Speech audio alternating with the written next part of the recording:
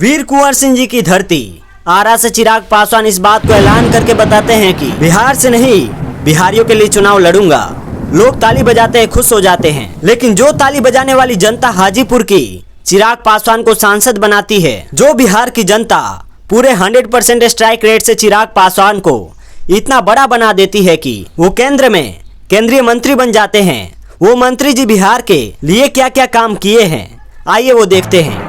बिहार के विकास के लिए चिराग पासवान से अच्छा कोई नेता ही नहीं हो सकता है, क्योंकि चिराग पासवान सबसे पहले तो युवा है, दूसरे नंबर पे युवाओं की जरूरत को बहुत अच्छे तरीके से समझते हैं। और भारतीय जनता पार्टी अभी इतना स्ट्रांग भी नहीं है कि चिराग पासवान के बात को नहीं माने, क्योंकि चिराग पासवान ने पूरे 5 सीट 100% स्ट्राइक रेट के साथ भारतीय जनता पार्टी को दिए हैं, जिसके वजह से भारतीय जनता पार्टी इतना स्ट्रांग है। भारतीय जनता पार्टी ने भी बदले में चिराग पासवान को वो मिनिस्ट्री दी है जिसका बिहार को सबसे ज्यादा जरूरत है, और वो है food processing ministry, means Khan पान। केले से चिप्स बनाने वाला इनका वीडियो तो आपने देखा ही होगा, राइट, वही जिसमें वो कहते हैं कि जो केला हाजीपुर में उगता है वो डाउन साउथ जाता है और वहां पर जाकर केले के चिप्स बन जाते हैं। अभी चिराग पासवान जी का नाचना, 1.5 लाख रुपए का जैकेट, लड़की का क्रश हो जाना, सुंदर सुंदर स्टैटिक सा फोटो खिंचवा के इंस्टाग्राम पे अपलोड करना और बीए का सर्टिफिकेट गायब हो जाना, इस टॉपिक पे बात ना करते हुए अभी बात करेंगे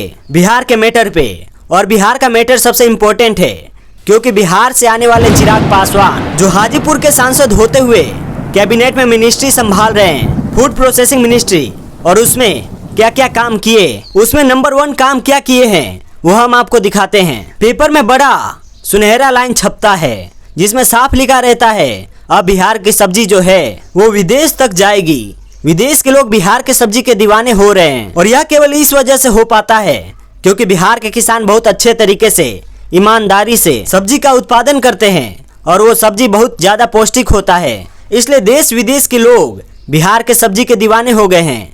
और बिहार की अगर बात की जाए तो सब्जी उत्पादन में टॉप स्टेट में आने वाला एक स्टेट बिहार भी है।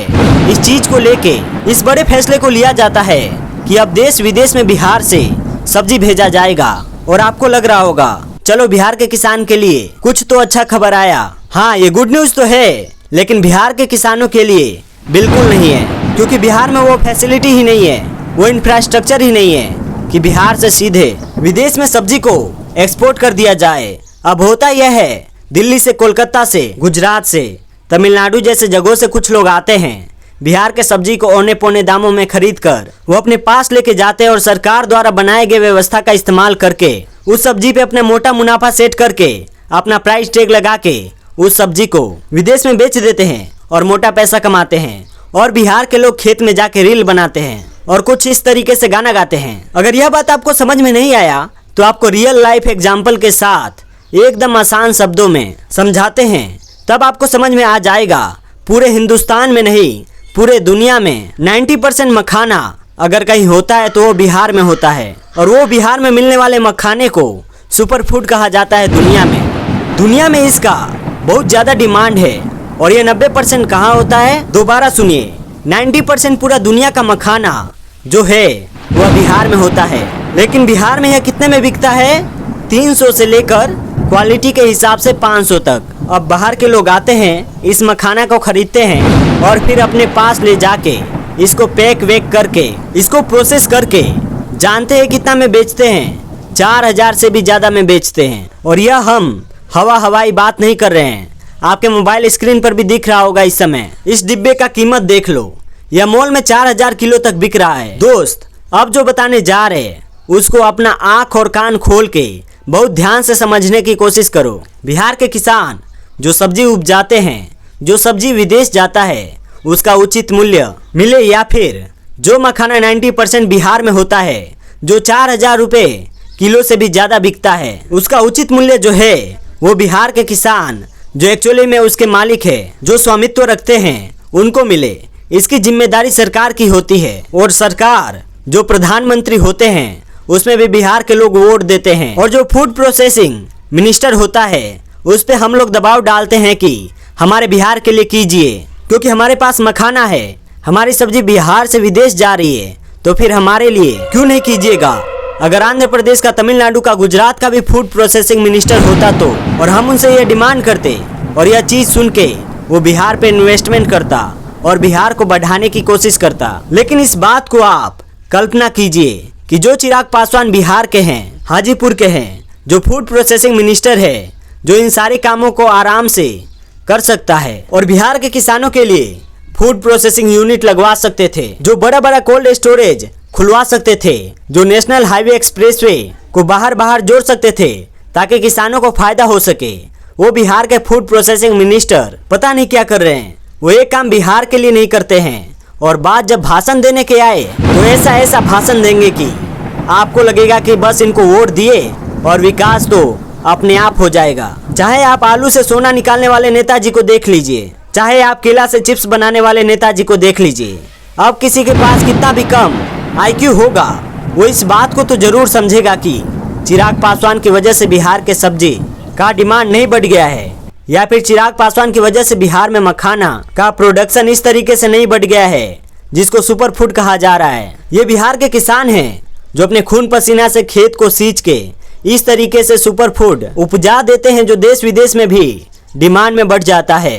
और उस डिमांड को फुलफिल करने के लिए कुछ चीजों की जरूरत है जो बिहार के नेता कर सकते हैं, उसमें भी यह लोग इस तरीके का भाषणबाजी करके निकल जाते हैं। छोटा छोटा इनसे काम नहीं होता है जिससे बिहार के किसान का विकास नहीं हो पाता है और वो साइकिल तक ही सीमित रह जाते हैं।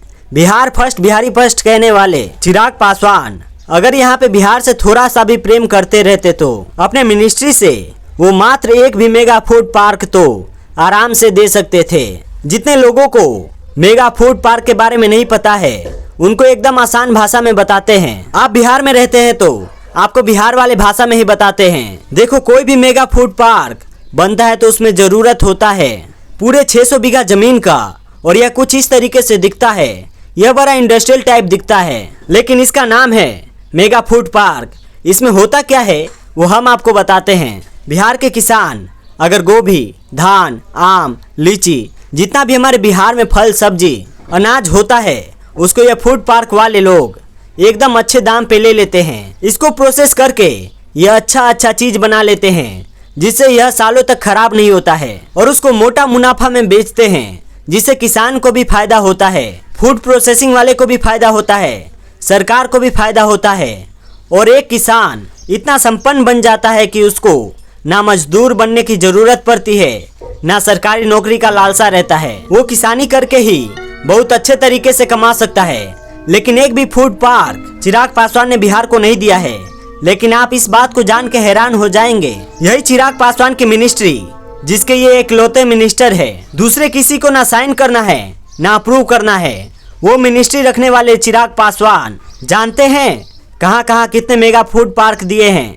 नाम पढ़ के आपको बताते हैं। आंध्र प्रदेश में 2, असम में 1, गुजरात में 1, हिमाचल प्रदेश में 1, कर्नाटक में 1, मध्य प्रदेश में 2, महाराष्ट्र में 2, मिजोरम में 1, उड़ीसा में 1, पंजाब में 2, राजस्थान में 1, तेलंगाना में 1, त्रिपुरा में 1, उत्तराखंड में 2, पश्चिम बंगाल में 1। लेकिन बिहार में एक भी इसलिए नहीं लगाते हैं क्योंकि यहाँ पे मेगा फूड पार्क जितना यह दिए हैं वहाँ पे मजदूर भी तो चाहिए, सस्ते दाम पे मजदूर चाहिए। तो फिर यह अपने किसानी अपने खेती में रहेंगे तो फिर बाहर मजदूरी करने कौन जाएगा?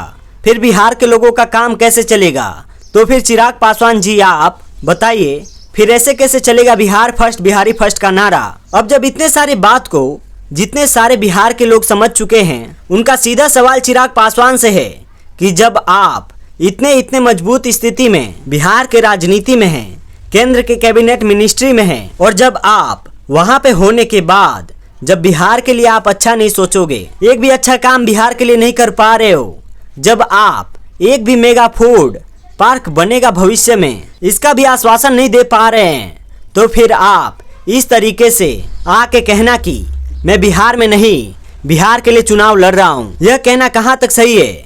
बाकी आपने इस वीडियो को यहाँ तक देखा, इसके लिए तहे दिल से धन्यवाद।